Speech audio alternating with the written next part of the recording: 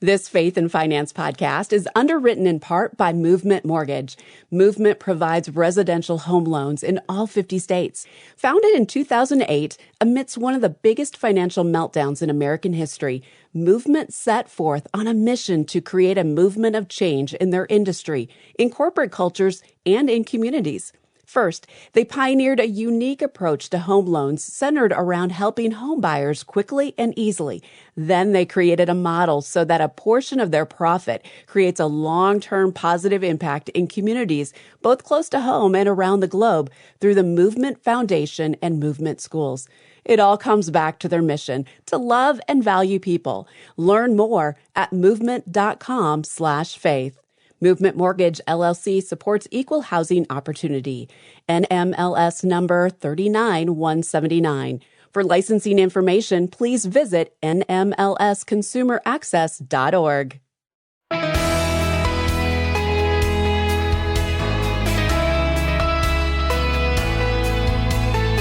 Many rules come with exceptions. Perhaps that's nowhere more true than with financial decisions.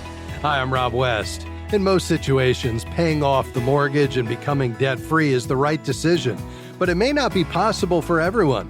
Harlan Accola joins us today to talk about red doors and exceptions to the rule.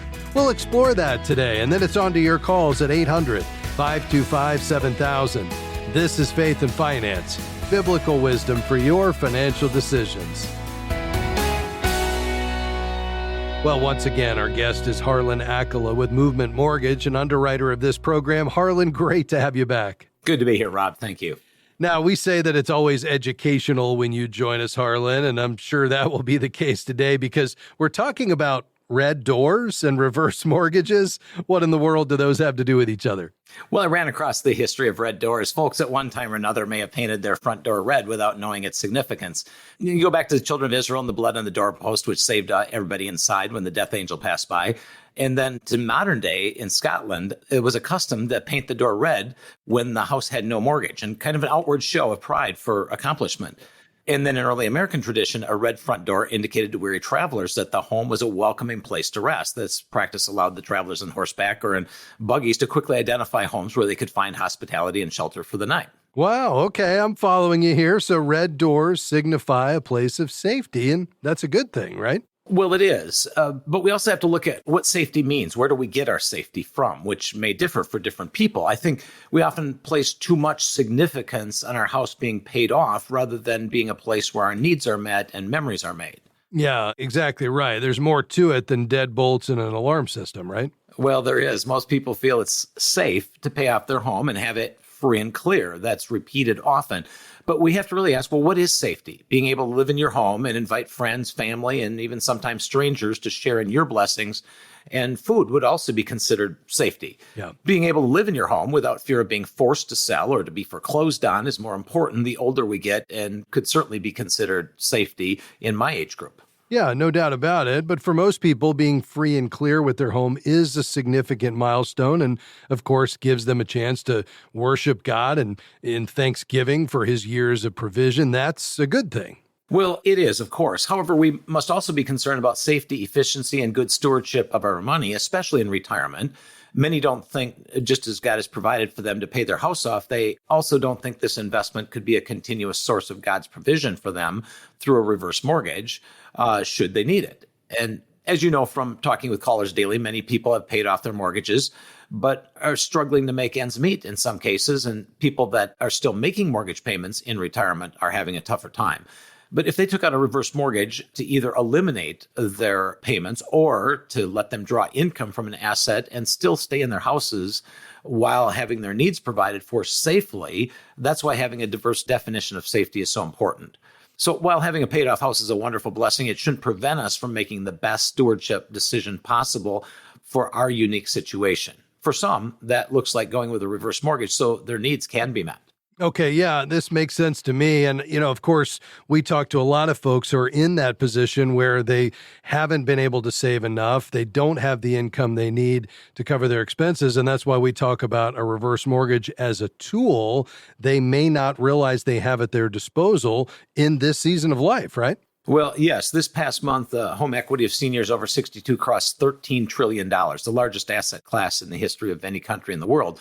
It's also the largest pool of wealth that is the majority being controlled by Christians.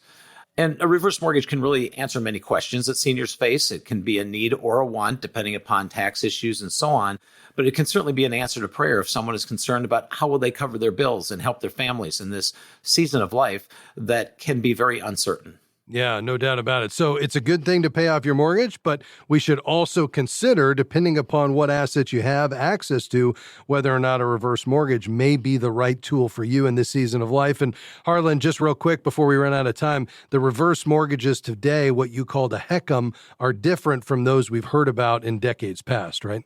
Absolutely. They're the safe ones, the ones that cannot kick you out of the house as long as you pay taxes and insurance all the way up to age 150, which is very different than some of the old products that were actually preyed on seniors and hurt them. There is such a dramatic difference, and many people don't know what that difference is. Well, we're going to have to leave it there for today, but always appreciate your insights, my friend. If folks want to learn if a reverse mortgage works in their situation, where can they go to learn more? Just have them come to movement.com/faith, and we'll be happy to help them. Folks, again, movement.com/faith is where you can go to learn more. Back with your questions after this. 800-525-7000.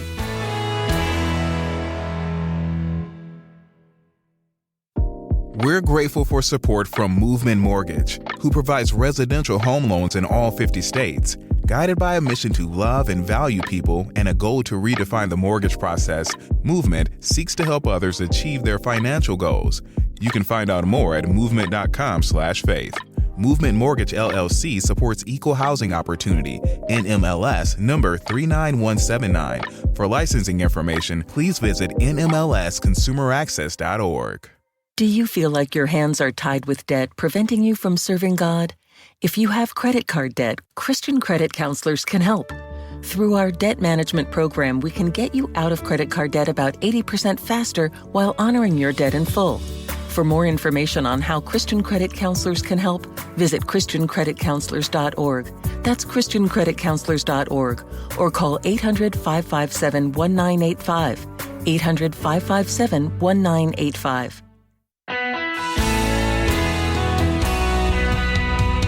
Grateful to have you with us today on Faith and Finance. I'm Rob West. All right, we're ready to dive into your questions here in just a few moments. That number to call today, 800-525-7000. That's 800-525-7000.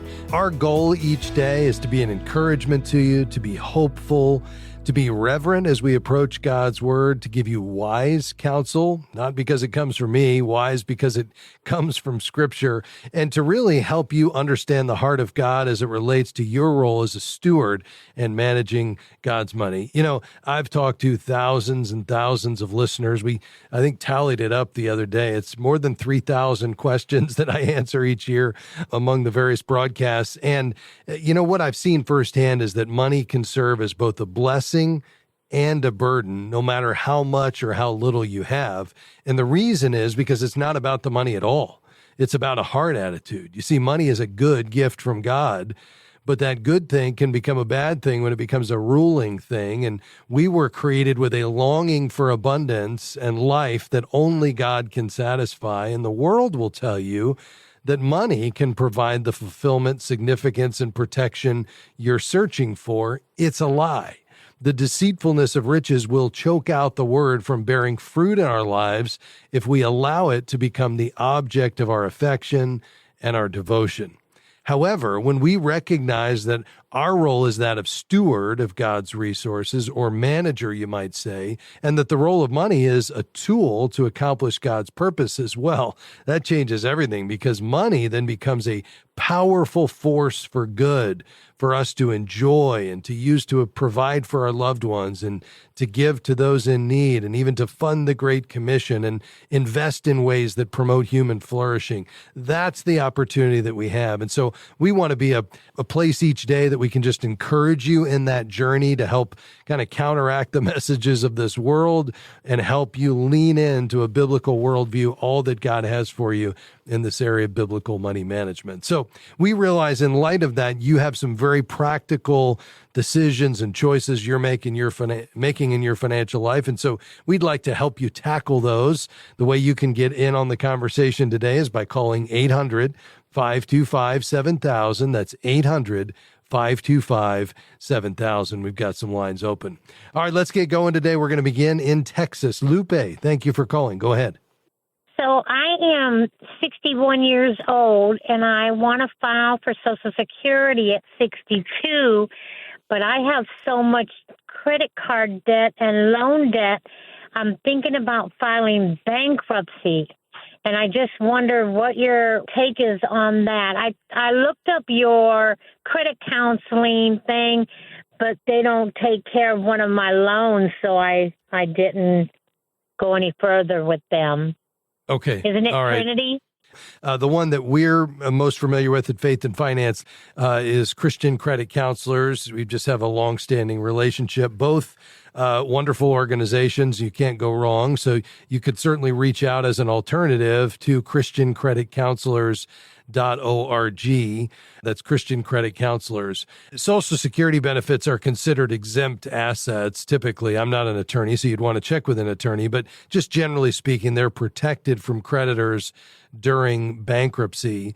So if you were forced into bankruptcy for whatever reason, you won't find that word in the Bible. What you do find is that we need to have an absolute commitment to repayment within what has been provided to you. And I realize despite the decisions that have been made leading up to this point, the question is, how can you manage what God has entrusted to you, the assets that you have and the income you have, and how do you use that to both satisfy the obligations you have as well as, meet your basic needs, keep food on the table, gas in the car, the utilities paid, and a roof over your head. I mean, once we get past those big four, then everything else should be negotiable as you try to honor your obligations and give to the Lord and balance your budget. So what I would do, Lupe, is reach out to christiancreditcounselors.org just as an alternative. Perhaps they could help you work up a budget and think about how you can begin to get on a path to pay back those credit cards over time. The benefit of a debt management program is those interest rates are dropped. You send one level monthly payment. They'll work with you and make sure it fits into your budget, or they won't put you in the program. But if it does, then at least every month now you're making more meaningful progress toward paying it back because of the lower interest rates. Apart from that, you could visit with a certified Christian financial counselor. We have some of them available on our website. You could also visit with a godly bankruptcy attorney just to see whether that is necessary, just from a legal standpoint. But does that make sense? What do you mean by a godly bankruptcy attorney? I mean an attorney who specializes in bankruptcy, who's a Christ follower. And you certainly can find attorneys. And again, you won't find bankruptcy in the Bible. It's a modern legal term that was created. And many Christ followers find themselves, because of any number of circumstances, whether it was lifestyle spending, poor choices, or just unforeseen events out of their control, where they're forced into bankruptcy for protection, but they often will go on to come up with a plan to repay those obligations, after the fact. And you're not precluded from doing that. But that's all I mean, is just a Christ follower who shares your values and priorities as a believer, who is an attorney and who has skills and competencies in the area of bankruptcy. Perhaps you could reach out to your church and see if there's one in your local fellowship. So hopefully that helps you, Lupe. Again, that website, christiancreditcounselors.org. And we appreciate you being a part of the program today. Let's go to North Carolina. Hi, Peggy. Go ahead. Hi. My question is, we sold a property and owner financed the property. When do we report the taxes on it? And is it a long-term capital gain? I had it for 15 years. Lived in it some, but it wasn't our primary residence. Yes. Owner financing is considered an installment sale. So you are allowed to report the capital gains in proportion to the payments you receive each year, rather than reporting the entire gain in the year of the sale. So it's calculated, the gain is calculated based on the difference between the selling price and your adjusted basis in the property, which is just your purchase price, plus any improvements that you made. And then it can be spread out over the period of the loan. Now, you do have to report the interest income that you receive. So that portion of the loan payments that's interest, that's subject to ordinary income taxes, not capital gains.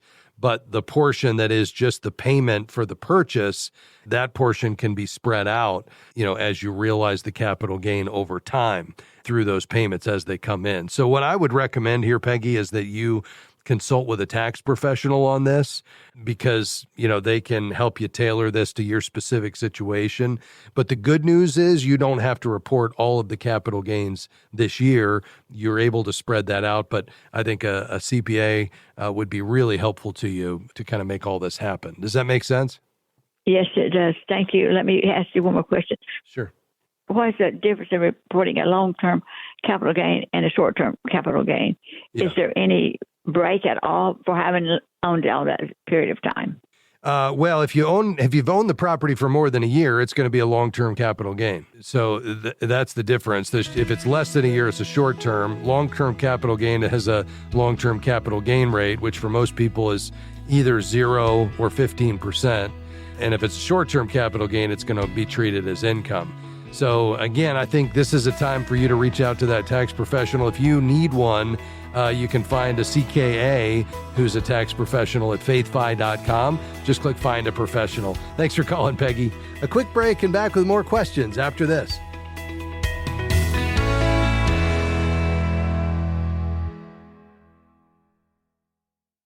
We're grateful for support from Guidestone, whose diversified suite of investment solutions align with Christian values to create positive change in the world. More information is available at guidestonefunds.com/faith. Investing involves risk, including potential loss of principal. Carefully consider the investment objectives, risks, charges, and expenses of Guidestone Funds before investing. They're distributed by Foresight Funds Distributors, LLC, which is not an advisory affiliate, a registered investment advisor, nor do they provide investment advice. As the leading advocate for the Christian financial industry, Kingdom Advisors serves the public by promoting the integration of a biblical worldview across every aspect of the financial services industry.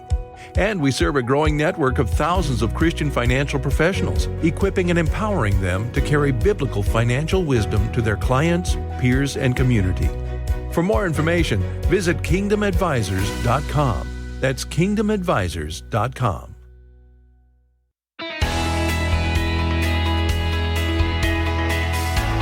Great to have you with us today on Faith and Finance. We're taking your calls and questions. Hey, before we head back to the phones, as a listener-supported ministry, we rely on your gifts to bring you this program and all the great resources we have here at Faith-Fi, the studies and devotions, our new publication coming out next year, our Faith-Fi app, and all the content at faithfi.com. If you'd like to bless the ministry, perhaps help others hear the message of biblical financial stewardship, a gift at faithfi.com would go a long way to helping us reach our goals. Just head to faithfi.com and click Give at the top of the page. You can make a one-time gift or consider becoming a Faith-Fi partner. Those are the monthly supporters that we send all of our studies and devotions to pre-release. You'll get a copy of our new publication starting in the new year, plus discounts on our pro subscriptions and ordering of materials. That's all at our website, faithfi.com. Just click Give.